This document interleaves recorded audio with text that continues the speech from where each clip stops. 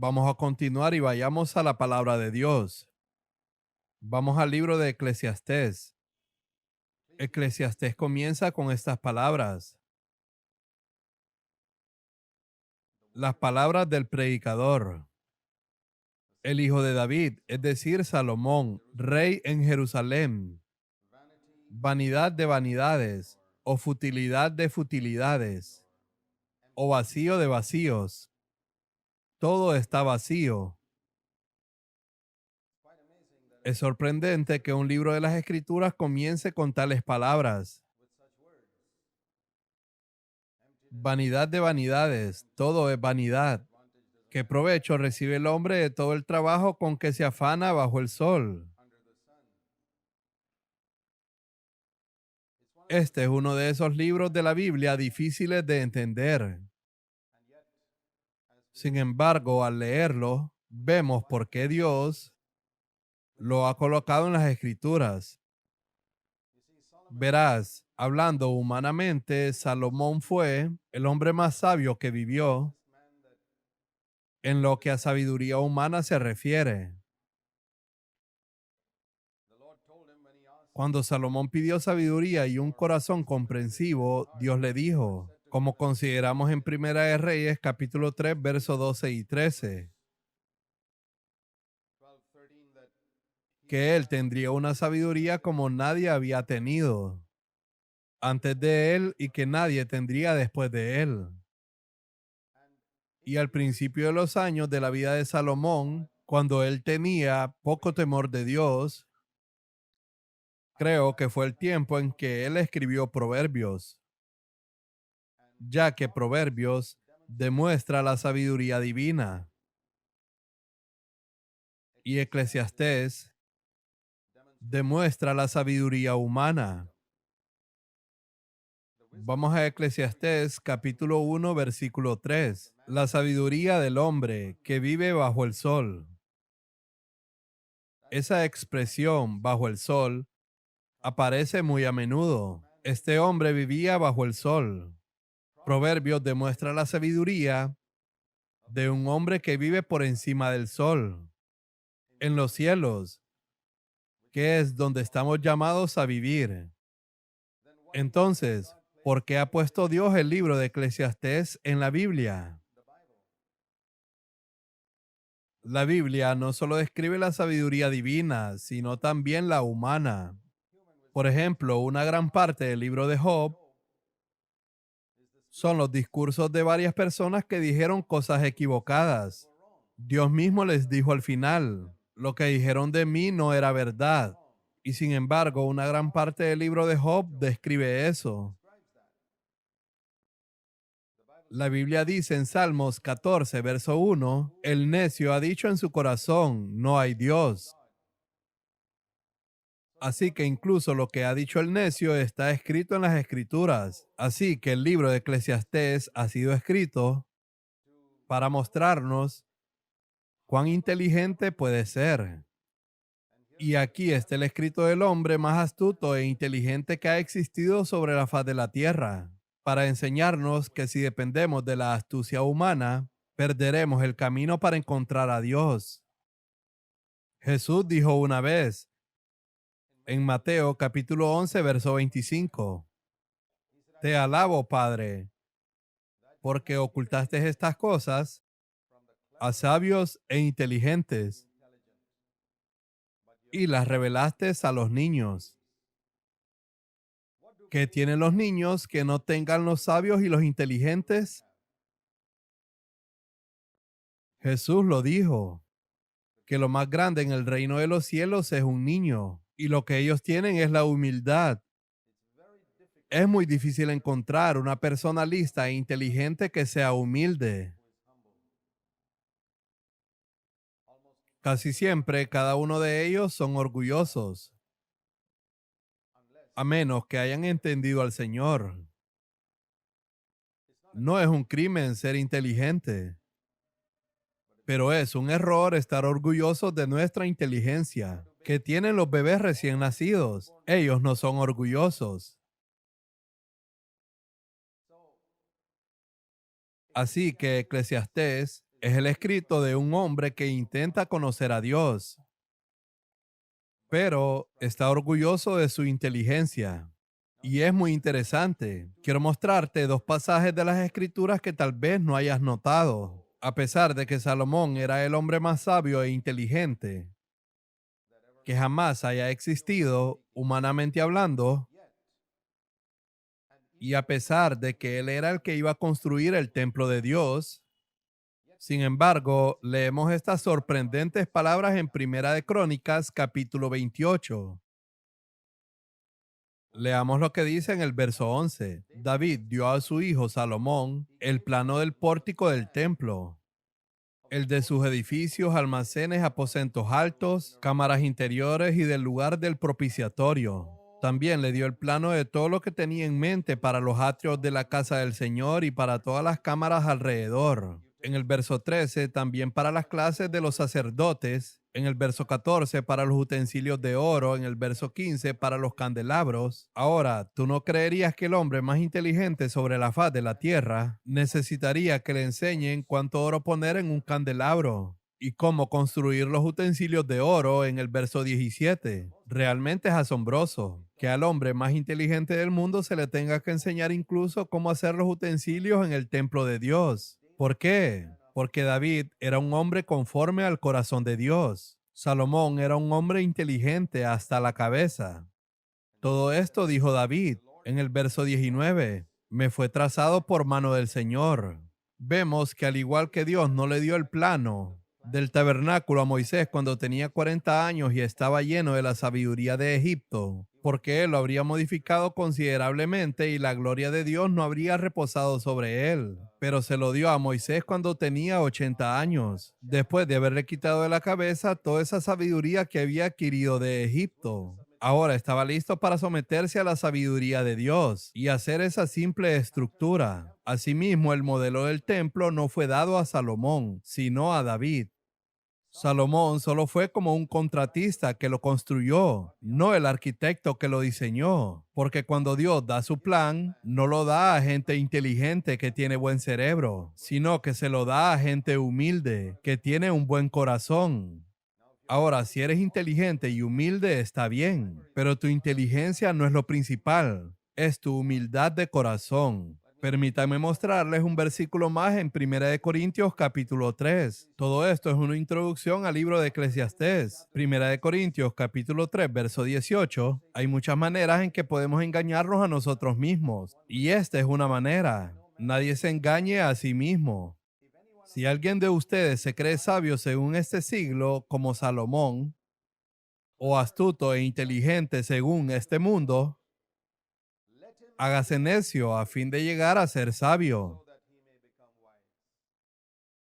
Muchos de ustedes son inteligentes. Den gracias a Dios por la inteligencia que les ha dado. Ahora quiero preguntarte, ¿no se aplica este versículo a ti? ¿Eres inteligente según esta era? Esa inteligencia está bien para estudiar física, ciencias y matemáticas, pero cuando llegas a las escrituras, dice aquí, hazte necio si quieres llegar a ser sabio. ¿Ahora entiendes lo que eso significa? Significa que dejes a un lado tu astucia humana y vengas a Dios y digas, Señor, en las cosas espirituales soy tan estúpido como un burro. Por favor, enséñame. Porque la sabiduría de este mundo es necedad ante Dios, en el verso 19. Y eso es lo que demuestra el libro de Eclesiastés. Pues escrito está, Dios es el que prende a los sabios en su propia astucia. Dice el verso 20, el Señor conoce los razonamientos de los sabios, los cuales son inútiles. Si juntas los razonamientos y los argumentos de todas las personas más inteligentes del mundo, para Dios eso es inútil, es una tontería. Cuando se trata de cosas espirituales, el que tiene una gran ventaja es el que es humilde. Y la persona que es inteligente, lista y no es humilde, está en tremenda desventaja. Así que cuando vayas a estudiar las escrituras, ¿qué es lo que más necesitas? No es la inteligencia, sino la humildad. Si dependiera de la inteligencia, Jesús habría ido a Jerusalén, a la escuela bíblica que dirigía Gamaliel, y de allí habría seleccionado a sus 12 apóstoles. Pero ¿por qué Jesús no lo hizo? ¿Por qué fue a la orilla del lago en Galilea a buscar gente que nunca había estado en una escuela bíblica? Gente que eran pescadores, recaudadores de impuestos, es decir, el tipo de gente que nunca deberías elegir, pero los escogió debido a la humildad. Ellos estaban dispuestos a aprender. Quiero hacerte una pregunta. ¿Tú estás dispuesto a aprender? Si te ofendes por lo que digo, esa es la prueba más clara de que eres orgulloso. Solo las personas orgullosas se ofenden. Una persona humilde dice, Señor, enséñame. Sobre todo cuando su palabra dice que ha ocultado estas cosas a los sabios y a los inteligentes y se las revela a los niños. Yo quiero ser como un niño. Y Eclesiastés demuestra cómo se puede tener mucho conocimiento. Es como la psicología. En la psicología hay muchas cosas buenas, pero no es sabiduría divina. Y es más peligroso cuando tienes lo bueno mezclado con lo malo, a diferencia de cuando solo tienes lo malo. Si un hombre quiere envenenar a alguien, él mezclará lo bueno con lo malo. Por ejemplo, en un vaso de leche pone un poco de veneno. Lo malo es fácil de detectar. Y ese es el peligro de la psicología. Tiene muchas cosas buenas, pero no es sabiduría divina. La sabiduría divina proviene de las escrituras. Y muchas cosas que dicen los psicólogos que no someten su mente a la palabra de Dios es incorrecto. Y si la sigues te puedes descarriar. Si comparamos Eclesiastés con Proverbios, podríamos decir que es como lo que hemos estado hablando desde el principio. La diferencia entre Caín y Abel. Caín no era ateo. Caín era una persona religiosa. Abel era una persona espiritual. A lo largo de los siglos existe un conflicto entre la persona religiosa y la persona espiritual. Saúl era un hombre de conocimiento, una persona religiosa. David era un hombre de corazón, una persona espiritual. Los fariseos eran personas de cabeza. Ellos tenían conocimiento. Y por otro lado, Jesús enfatizó el corazón. No quiero decir que el cerebro no sea importante, pero el cerebro o la cabeza, como dije el otro día, debe estar como la esposa, bajo el mando del corazón y del espíritu. Y así podríamos decir que esta corriente de religiosidad y espiritualidad que comenzó con Caín y Abel, luego con Nimrod y Abraham, donde comenzó Babilonia y Jerusalén, continúa en Eclesiastés y Proverbios, y finalmente termina con Babilonia y Jerusalén en Apocalipsis. En Eclesiastés capítulo 1, verso 1 son las palabras de un predicador que está predicando. Está interesado en predicar.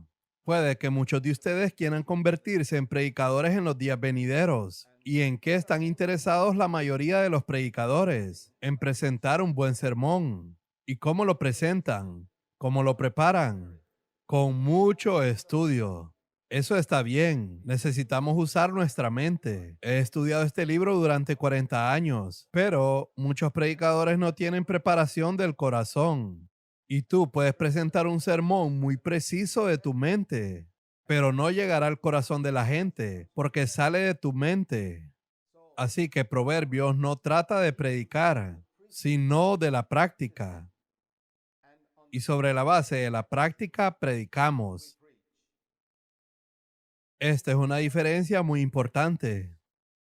Quiero mostrarles un versículo más para dibujar este contraste. En Mateo capítulo 23, verso 3. La diferencia entre los fariseos y Jesús, entre la religiosidad y la espiritualidad, está aquí.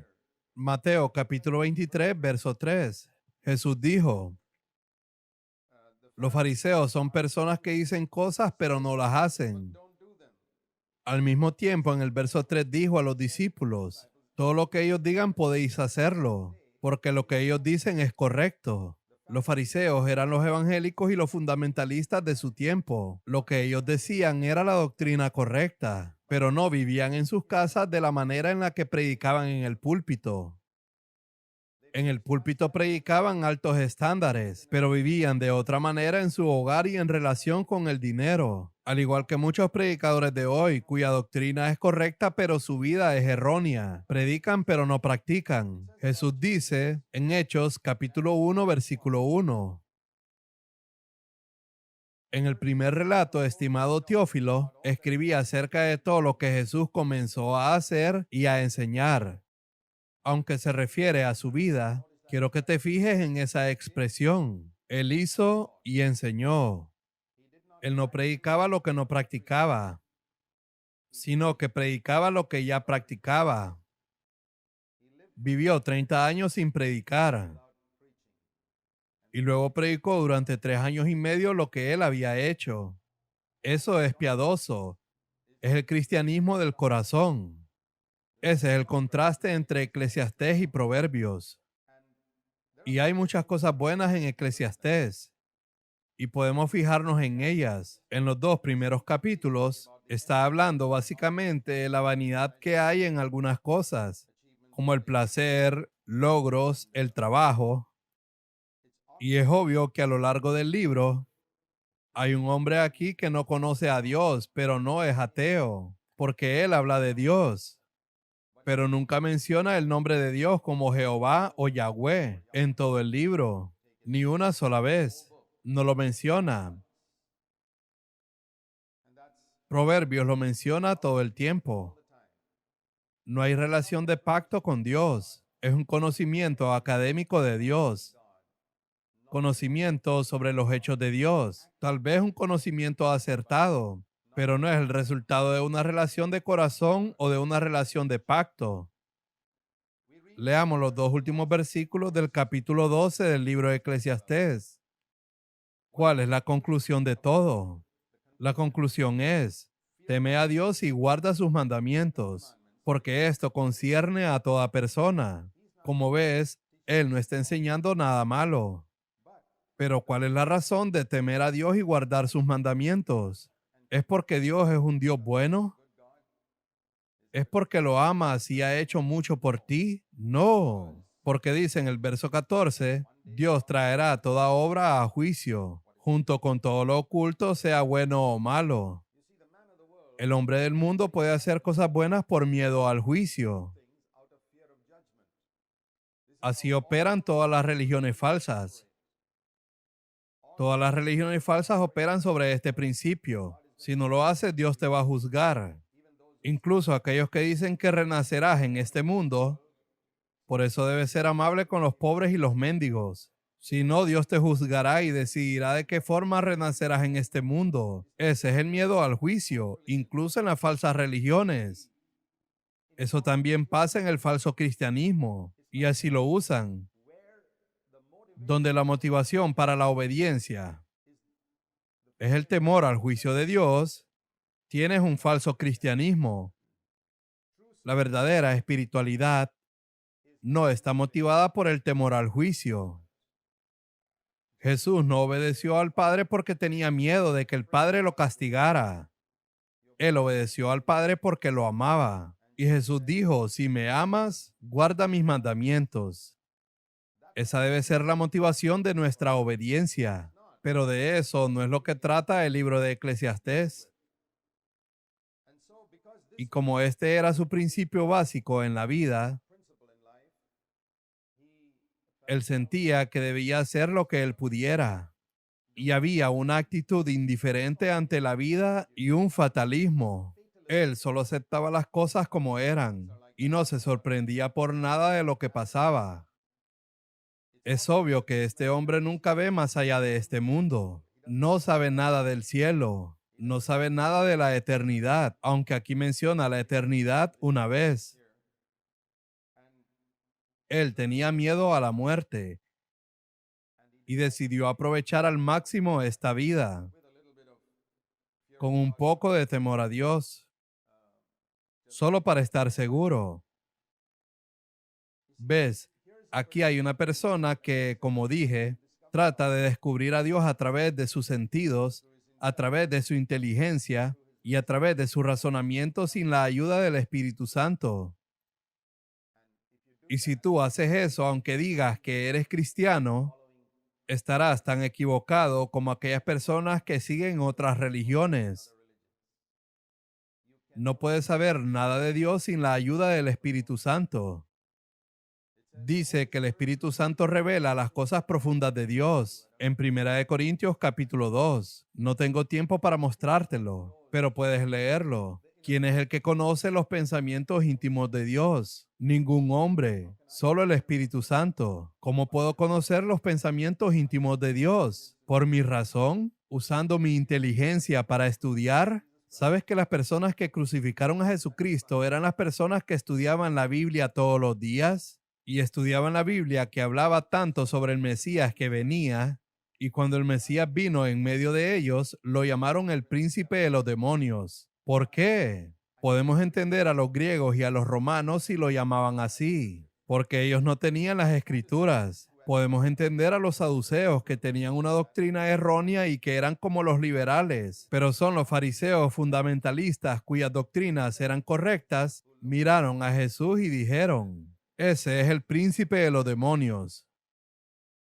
Eran inteligentes, no había escasez de inteligencia, pero no eran humildes. Sus cabezas estaban bien, pero sus corazones no estaban bien. Y si eso ocurrió hace 2000 años, hoy también puede ocurrir. Si no tenemos una humilde dependencia del Espíritu Santo para que nos dé revelación, porque esa es la palabra, revelación sobre la palabra de Dios. De lo contrario, nos vamos a descarriar como Salomón en Eclesiastés. Cuando Pedro miró a Jesús, le dijo: tú eres el Cristo, el Hijo del Dios vivo. Jesús le dijo: bienaventurado eres, Simón, porque no te lo ha revelado carne ni sangre. Eso significa que la inteligencia y la astucia humana no le habían revelado esto a Pedro, sino su Padre que está en los cielos. ¿Cómo es posible que una persona analfabeta e inculta? Lo que quiero decir es que no era un erudito de las Escrituras. Entonces, ¿cómo es posible que alguien como Pedro podía entender quién era Jesús, pero la gente que estudiaba la Biblia día y noche, como los fariseos, no podían entenderlo, porque era el Espíritu Santo? Eso es lo que hizo la diferencia en ese entonces, y eso es lo que hace la diferencia hoy también. Estoy diciendo que si quieres entender la palabra de Dios, todo depende del Espíritu Santo. De lo contrario, tendrás muchas cosas buenas, pero podrías equivocarte. Así que en el capítulo 1 y 2, básicamente, está hablando de cómo trato de encontrar la satisfacción a través de diversas formas de placer, obteniendo más y más propiedades y haciendo estanques de agua. En el capítulo 2, versos 4 al 6, comprando muchos esclavos y reuniendo mucha plata y oro. En el capítulo 2, versos 7 y 8, y de todo cuanto mis ojos deseaban, nada les negué. En el verso 10. Y al final de todo dice en el verso 11, consideré luego todas mis obras y no hubo provecho bajo el sol. Habla de la inutilidad del trabajo duro y de todo el fruto de mi trabajo en el verso 18.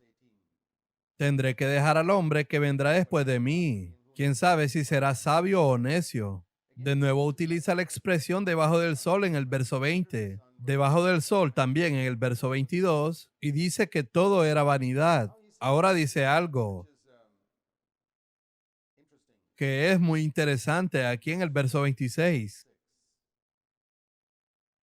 Porque a la persona que es agradable ante los ojos de Dios, Él le ha dado sabiduría, conocimiento y gozo. Esta es una declaración correcta. Si eres agradable, no si eres inteligente. Si eres agradable ante los ojos de Dios, eso significa que tu corazón está limpio y claro.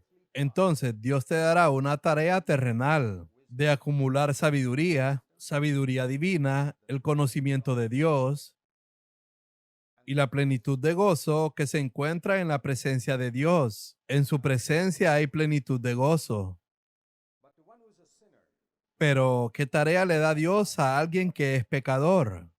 Le da la tarea de recoger, acumular, recolectar dinero y cosas materiales, para que un día todo pueda ser dado al hombre que busca primero el reino de Dios.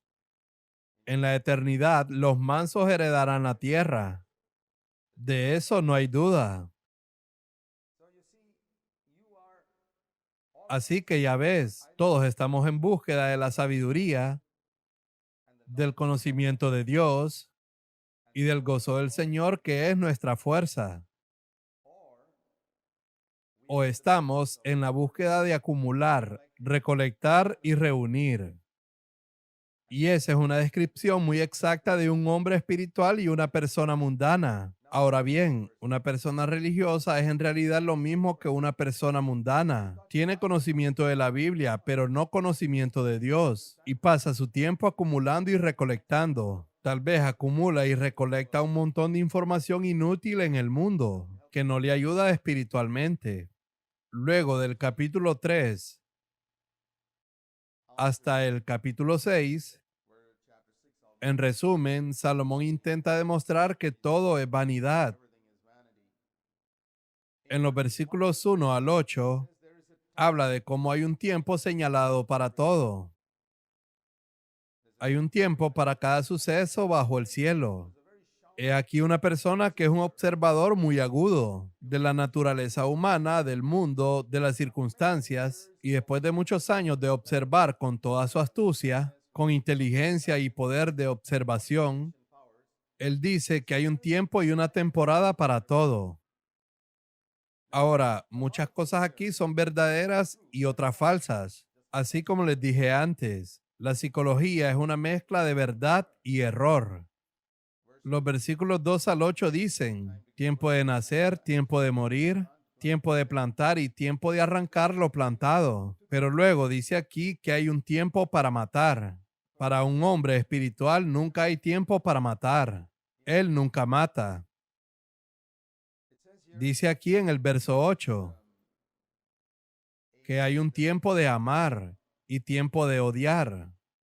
Pero para un hombre espiritual nunca hay tiempo para odiar. Y nunca hay un ser humano para odiar. Él ama todo el tiempo a cada ser humano, independientemente de la actitud de esa persona. Ahora, los psicólogos sugieren este procedimiento. Si estás enojado con tu padre, la forma de desahogarte es golpeando una almohada, imaginando que esa almohada es tu padre. Y así sacas toda tu ira de tu sistema. Y entonces podrás tratar bien con tu padre. Pero esa no es la manera de Dios. Ese es un momento para odiar. Pero Dios dice que no, debes amar. Amar a tus enemigos. He aquí un ejemplo de cómo el pensamiento mundano se mezcla con la sabiduría espiritual. Esto es característico de un hombre religioso que no es guiado por el Espíritu Santo. Y creo que muchos de nosotros estamos en peligro de eso. Si no vives en humildad y quebrantamiento ante Dios, es muy fácil ser llevado por mal camino, porque muchas cosas que entendemos son correctas y muchas cosas suenan correctas. Déjame darte un ejemplo. Hoy en día se enseña mucho en la cristiandad sobre la visualización.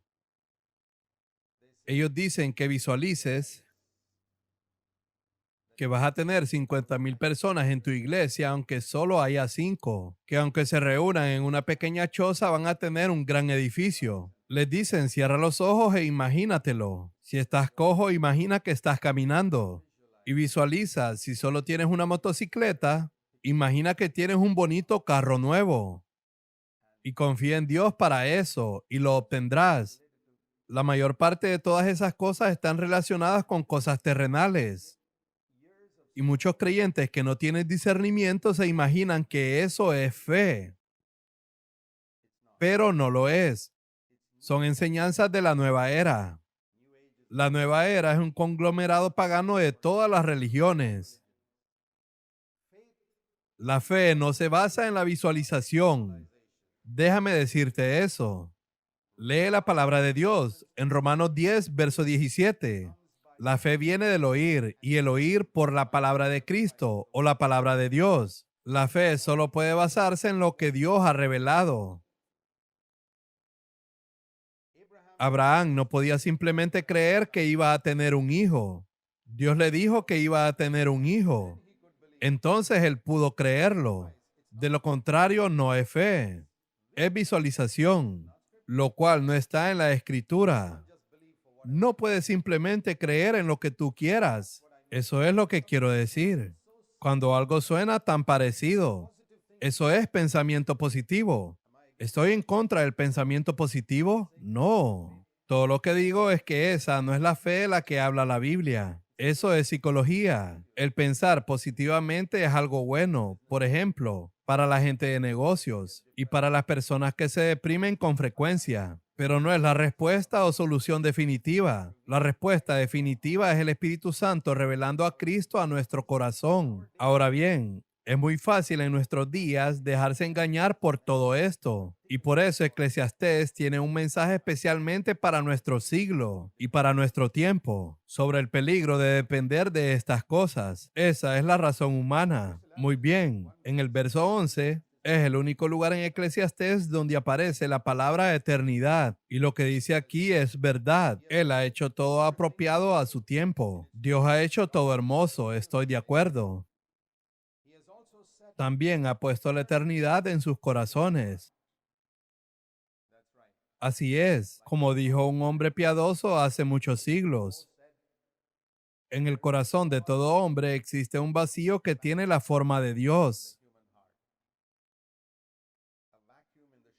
Un vacío en forma de Dios, el cual nunca estará satisfecho hasta que Dios llegue allí. Estarás inquieto. Alguien más dijo, estaremos inquietos hasta que nuestras almas encuentren su descanso en Dios. Dios ha puesto la eternidad en nuestros corazones para que nunca encuentre satisfacción en el dinero, o en las mujeres, en las propiedades, en el honor y en las posesiones, o en ser el presidente del país más grande del mundo.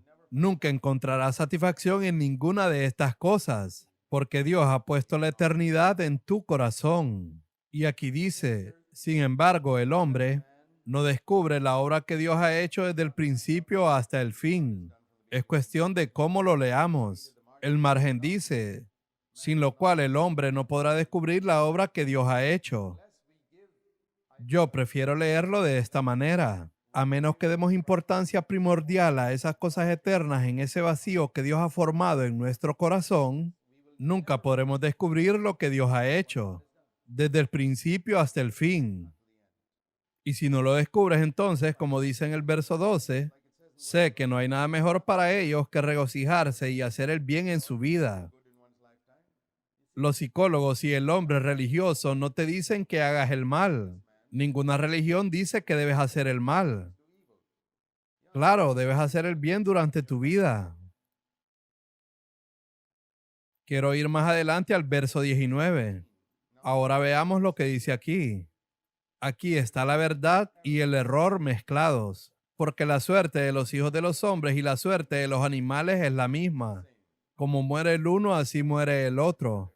Aquí está su entendimiento. Tanto los hombres como los animales mueren. Y todos tienen el mismo aliento. Y el hombre no tiene ventaja sobre los animales, porque todo es vanidad. En el verso 19. Todos van a un mismo lugar. Un hombre y un perro van al mismo lugar. ¿Cómo es eso? Él está pensando en este mundo. Él no está pensando en la eternidad. Él no tiene ni idea de la eternidad. Él dice, todos han salido del polvo y todos vuelven al polvo. ¿Quién sabe si el aliento de vida del hombre asciende hacia arriba y el del animal desciende hacia abajo, a la tierra? Algunos dicen que el aliento del hombre sube y el aliento de la bestia baja. ¿Quién lo sabe? Él desde luego no lo sabe. El hombre más sabio e inteligente sobre la faz de la tierra está tratando de entender a Dios y la religión. Acierta en algunas cosas y se equivoca en muchas otras cosas. Este es un libro escrito en las Escrituras para advertirnos que no busquemos a Dios sin la ayuda de su palabra y sin la ayuda de su Espíritu Santo. Y también para advertirnos sobre todas las enseñanzas de las personas inteligentes de hoy, se hagan llamar cristianos o no. Si no está fundado en la palabra de Dios, yo personalmente no quiero perder mi tiempo escuchándolo o leyéndolo. En el capítulo 4, aquí hay algunas cosas buenas. Versículos del 9 al 12. Más valen dos que uno. Totalmente de acuerdo. Pues tienen mejor pago por su trabajo. Verás, al igual que en el matrimonio, el esposo y la esposa pueden lograr más estando juntos sirviendo al Señor que individualmente. Un esposo y una esposa trabajando juntos pueden lograr mucho más para Dios que si trabajan por separado. Incluso físicamente, se multiplican, tienen hijos y se logra más que si estuvieran solos. Y espiritualmente también. Jesús dijo, porque donde estén dos o tres reunidos en mi nombre, allí estoy yo en medio de ellos. Todo lo que aten en la tierra será atado en los cielos. Eso es en Mateo capítulo 18. Así que dos son mejor que uno. Podríamos también aplicarlo espiritualmente. Aquí hay otra razón, porque si uno de ellos cae, el otro levantará a su compañero. Es maravilloso si tienes un compañerismo donde un hermano está dispuesto a levantarte cuando estás desanimado y tú puedes levantarlo a él cuando esté desanimado. Pero hay del que cae cuando no hay otro que lo levante. Además, si dos se acuestan juntos, se mantienen calientes. Creo que podemos mantener el fuego ardiendo en los corazones de los demás cuando tenemos compañerismo. ¿Sabías que cuando varios carbones están juntos en un fuego, todos se queman? Pero si sacas un carbón del fuego y lo dejas fuera, aunque sea el más caliente, se apagará. Necesita compañerismo en el fuego para seguir ardiendo. No pienses que Dios te ha llamado a vivir solo, te ha llamado a vivir en comunión. Puedes mantenerte caliente y ardiendo si buscas la comunión. En el verso 12 hay otra razón. Si alguien puede prevalecer contra el que está solo, dos lo resistirán. Resistid al diablo. Podemos aplicar todos esos versículos espiritualmente. Y hay tremendas verdades ahí, absolutamente correctas. Y cordón de 3 hilos no se rompe fácilmente. A menudo he utilizado esta ilustración para el matrimonio. En el matrimonio, si solo hay marido y mujer, no es suficiente. Necesitas 3 hilos. El Señor, el esposo y la esposa. Si esos 3 hilos están ahí, no se romperá. Eso es un matrimonio sólido. Aquí hay algo escrito sobre la corrección. Muy buena instrucción. En el verso 13.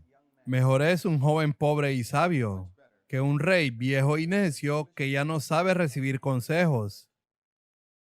Por lo general, llega un momento en tu vida que viene después de que Dios nos ha utilizado durante algunos años, cuando comenzamos a pensar que sabemos mucho y nos volvemos tan orgullosos que ya no sabemos cómo recibir la corrección. Dios nos libre a todos de llegar a ese punto. Doy gracias a Dios por la gente más joven que yo que me ha corregido y he recibido su corrección y me he convertido en un mejor hombre. Si tengo una mancha negra en la cara, estoy muy agradecido si alguien me la señala para que pueda limpiarla. Y no me importa si la persona que me la señala es de 20 o 80 años. ¿Qué diferencia hay? Estaré agradecido. Da las gracias por la corrección porque puedes convertirte en una mejor persona. Puedes llegar a ser más espiritual. Y el peligro es que cuando envejecemos, no estamos dispuestos a recibir corrección. O si se convierten en reyes. Un rey es alguien que llega al punto de ser una autoridad. Todo el mundo tiene que escucharle. Y algunos líderes cristianos son así. Son ancianos, son reyes y son necios. Y a veces en sus iglesias tal vez hay alguien que es joven, pero sabio. ¿Por qué? Porque él está dispuesto a recibir corrección. ¿Por qué este anciano se volvió necio? Porque dejó de recibir corrección. Quizás porque era un rey o un líder. Así que esa es otra buena palabra. Hay otro versículo que quiero mostrarte en el capítulo 4. Dice en el versículo 4. He visto que todo trabajo y toda obra hábil que se hace es el resultado de la rivalidad entre el hombre y su prójimo. Las empresas mejoran porque compiten con otras. Y dice que todo en la tierra, la mejora de las habilidades viene por la envidia y la rivalidad. Desgraciadamente, mucho de eso es cierto también en las organizaciones cristianas. Una organización cristiana va y consigue un buen trabajador de otra organización cristiana. ofreciéndole un salario más alto. Hay una rivalidad. Esa es la sabiduría del mundo. Pero en la verdadera piedad, esto no se hace. Y muchas de estas cosas se encuentran en muchos cristianos religiosos que no son espirituales. En el verdadero cristianismo no hay competencia con ningún otro hermano, o con ninguna otra iglesia, o con ninguna otra organización. No existe rivalidad alguna. Menciono eso de pasada. En el capítulo 5, aquí también hay algunas cosas buenas. En los versículos del 1 al 7, él está diciendo que no hables demasiado cuando entres en la presencia de Dios. Debes escuchar más. Ojalá todos los cristianos hicieran caso a esa palabra. Dice en el verso 2, no te des prisa en hablar, ni se apresure tu corazón a proferir palabra delante de Dios, porque Dios está en el cielo y tú en la tierra. Por tanto, sean pocas tus palabras. Debemos escuchar más a Dios y luego hablar. En la oración debemos escuchar más que hablar. La oración es como una llamada telefónica. Un teléfono tiene un auricular y un micrófono. Tú hablas y escuchas. La mayoría de la gente cuando ora nunca le da a Dios la oportunidad de hablar. Solo siguen hablando. Eso no es orar. Eso es un insulto a Dios. Déjame preguntarte, cuando estás hablando por teléfono con alguien que es mucho más maduro que tú y mucho más piadoso que tú, ¿quién debe hablar más? ¿Él o tú? ¿Quién? Él. Hay que ser muy orgulloso para seguir hablando por teléfono con alguien que es mucho más maduro y piadoso que tú. Ahora, imagínate cuando estás hablando con Dios en oración. ¿No crees que eres fantásticamente orgulloso por seguir hablando, hablando, hablando sin parar y nunca escuchas? ¿Cuánto tiempo pasas escuchando? Déjame que te cuente mi experiencia.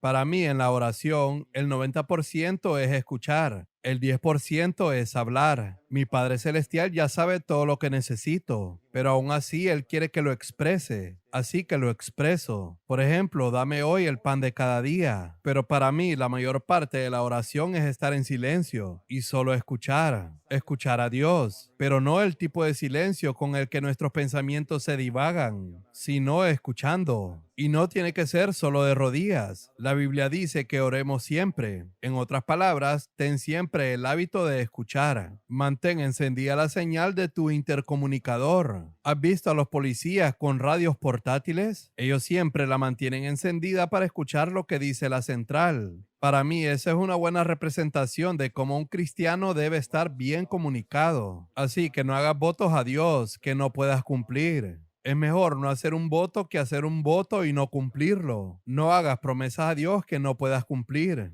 Di, Señor, quiero ser devoto a ti. Por favor, dame gracia. Reconoce que no puedes mantener todas esas promesas que estás haciendo. No las has cumplido en años anteriores y no las vas a cumplir en el futuro. Ya no le digas mentiras a Dios. Ten cuidado cuando le cantes canciones. No le digas, toma mi plata y mi oro, ni una pizca retendré, si no lo dices en serio. Usa mi voz y déjame cantar siempre solo para mi rey. Si lo dices en serio, está bien. Pero si no lo dices en serio, no digas, me rindo totalmente a Jesús. ¿De acuerdo? Bien. Pero aquí dice que tengas cuidado cuando digas algo. Creo que los cristianos le dicen más mentiras a Dios el domingo por la mañana que cualquier otro día de la semana, porque cantan muchas cosas que no quieren decir. Oh Dios, nadie en el mundo es tan importante para mí como tú. Y algunas personas que escriben estas canciones son piadosas. Puedes cantarlas aunque no hayas llegado a ese nivel. Di, Señor, este es mi anhelo. Entonces al menos eres honesto. Pero si ese ni siquiera es tu anhelo, entonces cuando venga ese verso, cállate y deja que los demás lo canten. Deja que lo canten los otros mentirosos y tú sé honesto. Puede que entre ellos haya uno o dos honrados que también canten. Así que es un muy buen consejo práctico. En el capítulo 5, verso 10, el que ama el dinero no se saciará del dinero, y el que ama la abundancia no se saciará de ganancias. También esto es vanidad. Hubo un hombre piadoso que dijo que Dios ha hecho lo suficiente en este mundo para las necesidades de cada hombre, pero no lo suficiente en este mundo para la avaricia de un solo hombre. Eso significa que un hombre codicioso nunca será feliz. No importa cuánto gane. Si se hace millonario, él quiere más. El que ama el dinero nunca estará satisfecho con el dinero, te lo aseguro. Y te digo esto porque Jesús dijo que no se puede amar al dinero y amar a Dios. ¿Por qué? ¿Cuál es la razón? Dice en el verso 11, cuando aumentan los bienes, aumentan también los que los consumen. Eso es absolutamente correcto. Entonces, ¿cuál es la ventaja? Aparte de que puedes mirar lo que está escrito en tu cheque de pago. Ves que ganas mucho, pero al final del mes apenas queda nada. Dice el verso 12, el trabajador ordinario no gana mucho, pero su sueño es placentero, coma mucho o poco, pero la hartura del rico no le permite dormir. Ahora, eso ya lo sabemos todos. Si comes mucha comida rica por la noche, no podrás dormir bien. Y el hombre sencillo está más sano. Hay muchos consejos prácticos aquí, muy buenos. No tengo tiempo para explicarlo todo. Solo intento darles un pequeño aperitivo.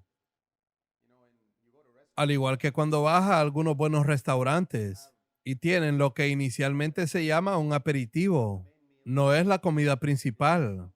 Es solo algo para abrir el apetito. Supongamos que tengo aquí un tazón de cacahuates salados y solo te doy a comer dos y luego me voy. En unos minutos todo ese tazón desaparecerá porque le has tomado el gusto. Si no tienes gusto, puede que no los toques. Pero una vez que pruebas 2 o 3 cacahuates salados, no podrás dejar el resto ahí. Y lo que espero hacer en estos estudios es darte una pequeña muestra, no darte toda la comida, porque el mismo Espíritu Santo quiere enseñarte para que puedas ir y descubrir las cosas por ti mismo del Espíritu Santo, después de haber tomado este aperitivo. En el capítulo 6, versículo 1, hay un mal que he visto bajo el sol y muy común entre los hombres. Un hombre a quien Dios ha dado riqueza, bienes y honores y nada le falta a su alma de todo lo que desea, pero Dios no le ha capacitado para disfrutar de ellos porque un extraño los disfruta. Esto es vanidad y penosa aflicción. Tal vez pierda la salud. Tiene mucho dinero, pero no puede comer esto y no puede comer aquello. Hoy hay mucha gente persiguiendo el dinero en el mundo. Jóvenes que se dedican a todo tipo de profesiones. Y su objetivo es ganar mucho dinero. Trabajan duro, arruinan su salud, se destruyen a sí mismos y han acumulado su dinero. Como alguien dijo, pasan la primera mitad de su vida arruinando su salud y acumulando riqueza, y luego pasan la otra mitad de su vida gastando esa riqueza para recuperar su salud que perdieron en la primera mitad de su vida. Mucho de esto ocurre hoy en el mundo. Ya sabes, gente que trabaja muchas horas como la gente de negocios. Ellos no tienen tiempo para Dios porque quieren ganar dinero. Así que aquí hay una advertencia. En los capítulos 7 al 9 hay muchos consejos prácticos de cómo vivir en este mundo. Mejor es el buen nombre que el buen ungüento. Y el día de la muerte es mejor que el día del nacimiento. Solo si uno ha vivido para Dios completamente y ha completado su carrera, pero no de otra manera. De otra manera no sería posible. Pero el hombre de este mundo no entiende eso. En el capítulo 7, verso 8, aquí hay una verdad en la última parte del verso 8. Mejor es la paciencia de espíritu que la arrogancia de espíritu. Ahora, quiero que recuerdes que Salomón tenía mucho entendimiento correcto. Lo único es que no practicaba muy a menudo lo que predicaba. Y aquí hay otro buen versículo, el versículo 10. No digas, porque fueron los días pasados mejores que estos, pues no es sabio. Para nosotros debemos decir que el futuro va a ser mejor que el pasado. No mires siempre al pasado y digas, oh, me iba bien en aquellos días. Si sigues al Señor, puedes ser incluso mejor en el futuro. Y aquí tenemos uno de esos consejos insensatos que dice el hombre sabio y listo del mundo. En el verso 16, no seas demasiado justo, ni seas sabio en exceso. ¿Sabes?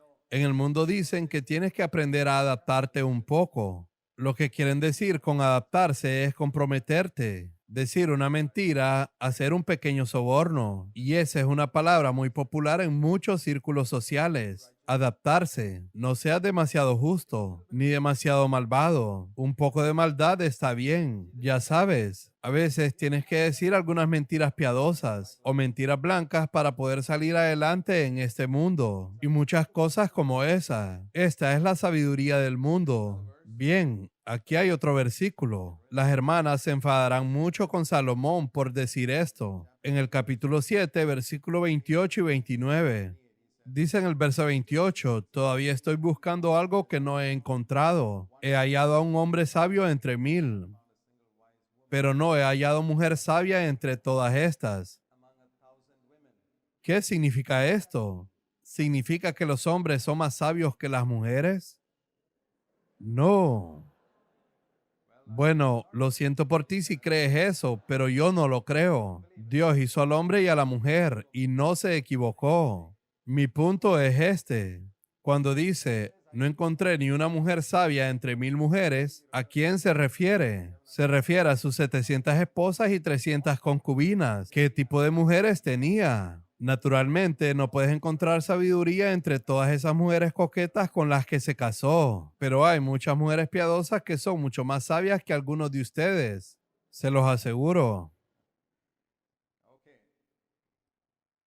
En el capítulo 8, versículo 1, en la última parte del verso 1 dice, la sabiduría del hombre ilumina su rostro y hace que su rostro serio resplandezca de gozo. Es un versículo maravilloso. Cuanta más sabiduría tengas, más se reflejará en tu cara irradiando el gozo del Señor. En el verso 11, el castigo no viene sobre la gente malvada inmediatamente. Por eso ellos siguen haciendo el mal. Eso es cierto, muy cierto. Si el castigo llegara inmediatamente, más rápido dejaríamos de cometer muchos pecados. Lee eso del versículo 11 al 14 y continúa diciendo en el verso 12, aunque el pecador haga el mal 100 veces y alargue su vida, yo sé que les irá bien a los que temen a Dios abiertamente. El capítulo 9, verso 8 es un versículo maravilloso que podemos aplicar espiritualmente a nuestra vida y a nuestro ministerio. En todo tiempo sean blancas tus ropas. Eso significa que tu conciencia esté siempre limpia y que no falte ungüento sobre tu cabeza. No vivas nunca sin la unción del Espíritu Santo.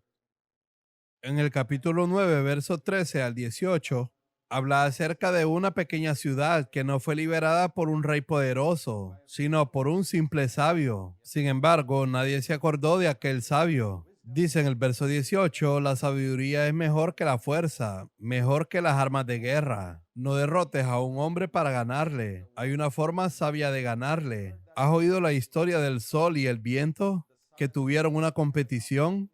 Es una de las fábulas de Esopo. El sol y el viento tuvieron una competición sobre quién era más fuerte. Un hombre caminaba por la calle y decidieron que el que consiguiera quitarle el abrigo sería el más fuerte.